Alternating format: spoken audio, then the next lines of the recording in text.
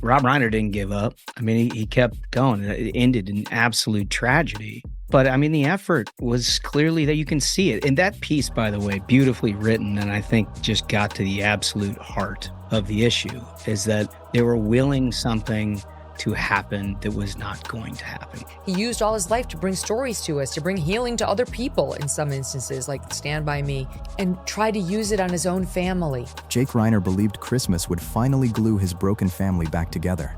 The table was set, the lights were glowing, music ready, every detail locked in his mind. Then December 14 flipped everything upside down. One phone call shattered the dream. His parents, Rob Reiner and Michelle, were suddenly gone, and the shock hit harder when he heard who was tied to it. If you love the untold stories and drama in old Hollywood, make sure you subscribe to this channel, and we've got the inside scoop every week. Nick Reiner, the little brother Jake once swore he'd always protect, but this pain wasn't just grief, it was disbelief and burning anger.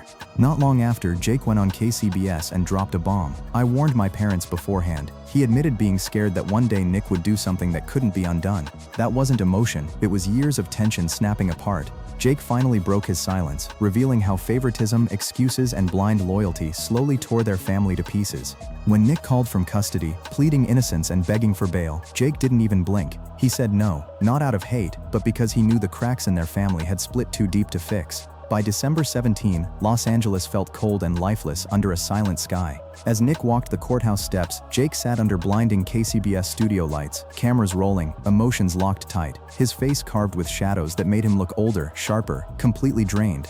His eyes were hollow from sleepless nights, the dark suit clinging to his tall, tired frame like it carried every secret he'd buried. The weight was too much, and every breath showed it. Rob, he turned back to the table. It was very hard. The number one job of any parent is to keep their child safe. And I hadn't done that. He was almost tearing up. And now here, I have done that. I kept him safe. He came out alive. And the writer adds, here in 2025, the words kept ricocheting through my brain. Yes, Nick had come out alive. It was Rob. That strange broken line he muttered, "I don't even care if anyone calls me a snail," came out like a mind unraveling under pressure. This was a man crushed by grief and years of silence. Sitting stiff, shoulders tense, hands locked tight, knuckles white, and when he finally spoke, his voice cracked like it hurt just to let the truth out. "I've sat here through many long nights," Jake said, "but never one like this." Then the past started to pour out. Memories hit in messy waves as he talked about growing up with the Reiner name, a name that made everyone else smile but felt too heavy for him, like wearing a coat 3 sizes too big. Born May 6, 1991, in Los Angeles, Jake was surrounded by art, film, and family legends. Laughter filled the house, but behind the stories and fame, things weren't as perfect as they looked. Not even close to perfect. Jake grew up with a younger sister and little brother, but being the oldest meant learning early to step aside. He gave up space, attention, even pieces of himself, like his story was already written before he could speak. Nick was smaller, softer, always protected, so Jake learned to shrink. He handed over toys, gave up his room, and bit his tongue every time something went wrong. Anytime he tried to speak, they'd say, "He's still little," and Jake just swallowed it. Like silence was part of being the big brother. Nick always got the concern, the protection, the focus. When he got upset, the whole house froze, laughter gone, voices silent. Jake learned to retreat and whisper, "I'm fine," just to keep the peace. That tiny phrase became his shield. His parents adored Nick, but it came from fear, the kind that squeezes too tight. They defended him, made excuses, believing patience would fix it all. But for Jake, that patience cost him his voice. He remembered every time Nick's outbursts were brushed off with a laugh, while he was left carrying the weight, quietly, endlessly. Michelle would pull Nick close, whispering, "He's just having a hard time." Jake stood there, understanding, but feeling something colder grow inside him. Distance. Year after year, that gap widened until silence became his comfort. He never blamed his parents. He knew their love came from fear and protection. But as he got older, the weight fell squarely on him. He became the anchor, calm, reliable, the one who never caused trouble. "I'm used to it," he once told his mom, half joking, half broken. She smiled, never realizing those words weren't a joke at all. Those words were quiet signals no one ever caught. Baseball became Jake's escape, the one thing untouched by chaos. A sacred ritual passed from grandfather to father to son. Rob and Jake at Dodger Stadium, side by side, under the blazing California sun, like time stood still. "My father passed his love of baseball to me, and I passed it to Jake," Rob once said, tearing up with pride. Those moments were real joy, pure father and son peace. But even then, Nick's shadow lingered, following Jake through every inning, every memory, no matter how far he tried to run. When Nick turned 15, everything started to change. At first it was small, tired eyes, strange moods, late nights with no answers. Jake saw it all and thought, he's asking for help. But that silent cry got buried under chaos as years blurred by. Nick bounced between schools and recovery programs, always ending back at zero. Every "I'll do better" lit a spark Jake wanted to believe in. He could still see those dinners, Nick's shaky hands, Rob's quiet nod, Michelle's hopeful smile. But deep down Jake was scared, because he'd believed too many times before. Jake watched his parents burn out, little by little. Every setback drained them more. Rob's shoulders slumped, his voice got quieter, while Michelle lived on edge, waiting for a text, a call, anything saying Nick was okay. Each day turned into a fight between hope and heartbreak. Jake stood in the middle, feeling that fear wrapped tighter around them all. One night, he overheard Michelle whisper, voice trembling, "As long as he's still breathing, I won't give up." That line cut deep, pure love tangled with desperation. Those nights were raw and heavy. Sometimes Nick came home completely out of control, and Jake watched his dad step in, shielding both sons while Michelle cried quietly behind closed doors. That's when Jake realized, this wasn't family life anymore, it was survival. "We have to save him," Rob said one night, firm but breaking inside. Jake stayed silent, haunted by one thought: who saves the ones doing all the saving? From then on he learned to stay quiet, watching everything, saying almost nothing. The thought of leaving home started creeping in, not to run away, but just to breathe again. Fame didn't thrill Jake, it scared him. Living in the spotlight while hiding family chaos felt unbearable. Backstage once, he whispered to himself, "What if this path isn't mine?" That question stuck for years. So instead of chasing Hollywood, Jake carved his own lane. He went to Syracuse University to study broadcast journalism, and for the first time something clicked. The newsroom lit him up with purpose, truth, and freedom. "I only have one other passion, news," Jake once said. After graduating, he went all in, starting at small stations in Salinas before moving up to KPRC in Houston from 2016 to 2018. Those years shaped him, not just as a reporter, but as a man. Calm, sharp, respected by everyone around him. Jake was finally building something real, far from the family shadows. He earned every inch, step by step, from small-town stories to live chaos on air. Viewers started recognizing that calm voice, that steady presence that just drew you in. But when the lights went off and the suit came off, that old emptiness slipped right back in. Night after night, Jake stood alone in his quiet apartment, the silence heavier than any newsroom pressure in Houston or later in LA. He lived like a true reporter, chasing stories, speaking raw truth, never using his last name for shortcuts. Everything he earned came brick by brick, through grind and grit. And through it all, one thing stayed steady: baseball. He even co-hosted the Incline Dodgers podcast, just to keep that bond alive. Every podcast episode was loud, funny, full of fire, but beneath it, Jake was clinging to the memories that once held his family together. When he talked about KCBS, something changed. His back straightened, his tone sharpened, like the newsroom was the only solid ground he had left. He remembered those freezing night shifts, the tough scenes, the broken stories he told with calm control. "I chose journalism," he said quietly, "because I thought if I stood behind the story, life wouldn't call my name." Then came that thin smile. "I was wrong." The words hit like a confession, years in the making. Eventually, Jake found his way back to acting, not as a Reiner, but as a man facing something both familiar and terrifying. He moved with quiet courage, taking small roles in TV and film, comedies, dramas, whatever tested him. He never chased attention, he just became the character. People started seeing it. He wasn't just Rob Reiner's son anymore. He was Jake Reiner, layered and real. Then 2023 flipped everything. He landed roles in Curb Your Enthusiasm, For All Mankind, American Crime Story, but his lead in Love and Tax? That one shocked everyone.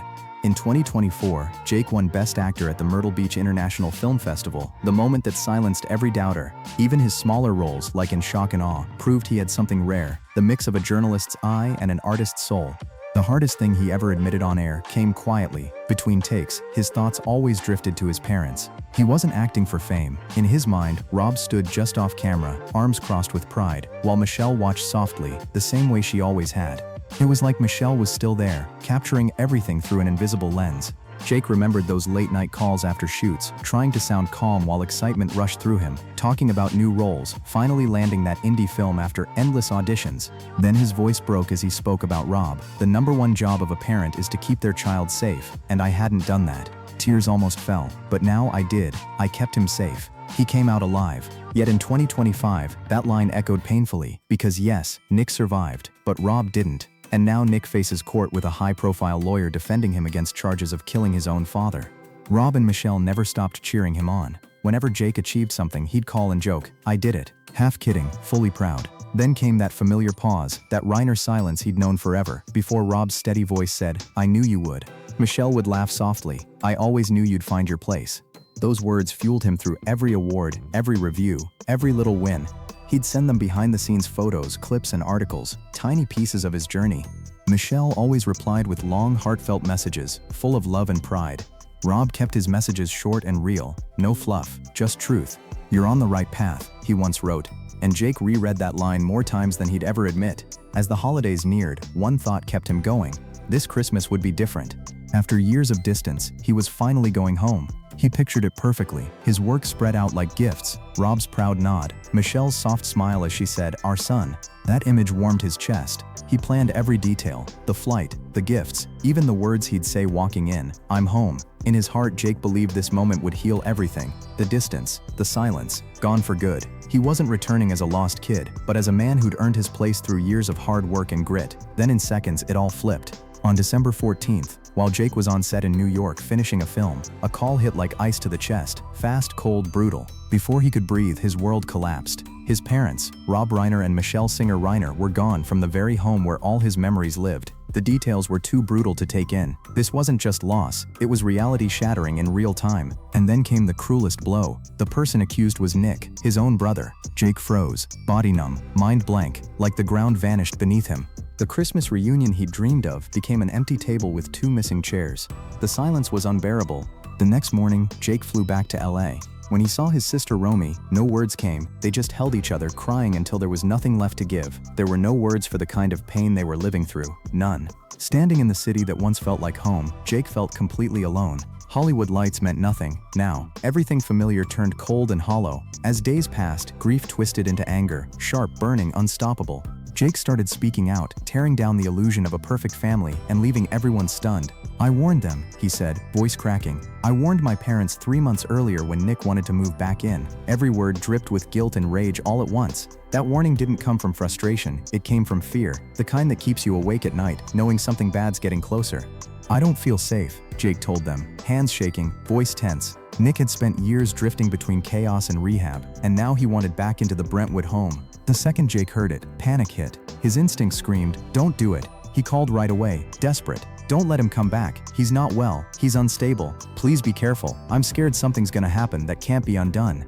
Those words came from pure fear, not anger, just truth. Fear. That's what Jake remembered most. When he retold it, his jaw tightened with regret. It wasn't about blame, it was pure exhaustion from trying to protect the people he loved. He'd begged them, "Please, set boundaries, not for me, but for yourselves." His voice was soft, breaking under the weight of worry.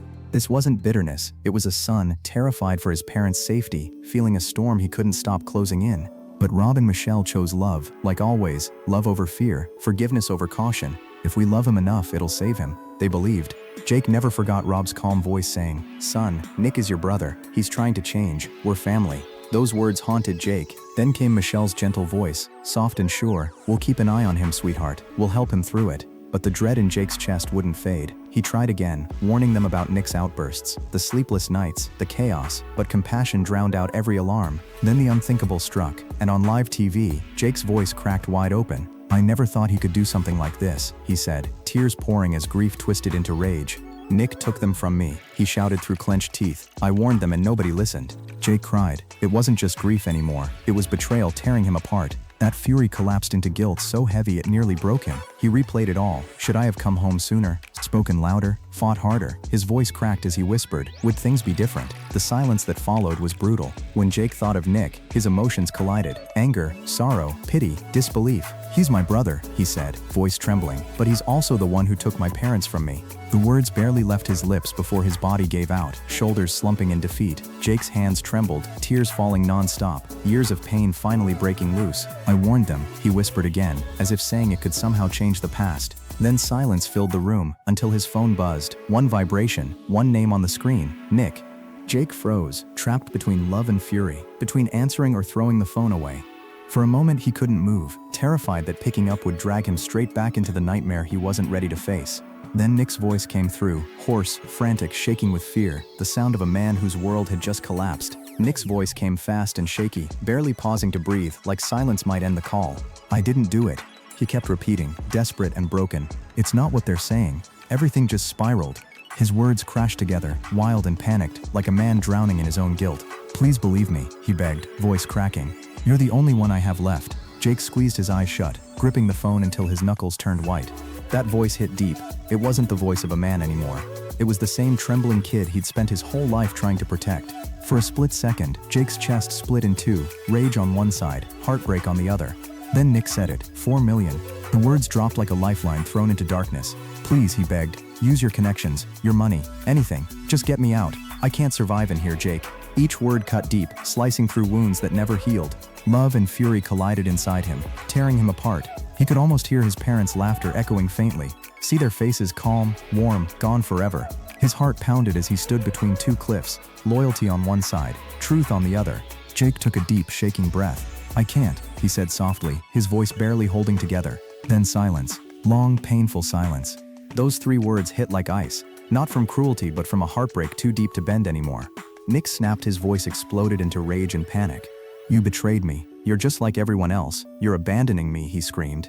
Jake's tears fell faster than he could stop them. I'm not abandoning you, he said, voice cracking, but I can't save you this way. Then came the silence, the kind that crushes your chest. The call ended. Breath, static, then nothing. Just a dead screen and ringing stillness. Jake stared at the phone, heart pounding so hard it hurt. It felt like he'd just cut the last thread holding him to his brother, the last piece of family he had left.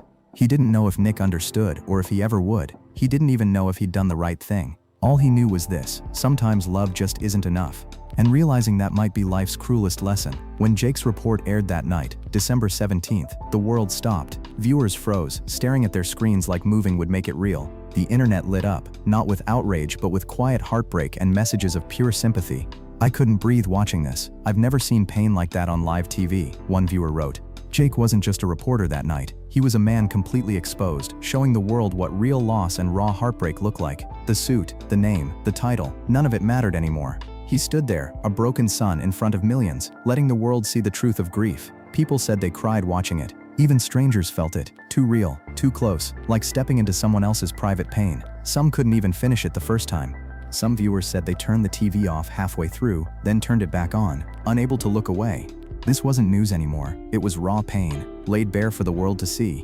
One person wrote, I watch the news to understand lives, but tonight I witnessed pain no one should ever have to carry in public. That comment said it all. The internet exploded, not with noise or arguments, but with real emotion. People spoke straight from the heart. The grief was heavy, collective, mourning Rob Reiner, a man whose work once brought joy to millions, now lost to unthinkable tragedy. On the other side was heartbreak for Jake and Romy, the kids left carrying wounds no one's ever ready for. They didn't just lose their parents. One viral comment said, they lost what family was supposed to mean. Thousands responded with hearts, tears, and messages from strangers who suddenly felt connected. That report became more than a story. It became a wake-up call. People hugged tighter that night. Some picked up the phone to call a sibling or parent, just to hear their voice. Jake's pain went beyond his own. It hit something universal, reminding everyone that the deepest heartbreak often comes from within the home. It comes from inside, from the place we trust the most. In the days after, Jake's nights turned into battles. Sleep gave no peace, only the same memories on repeat. His parents, his warnings, the words nobody listened to.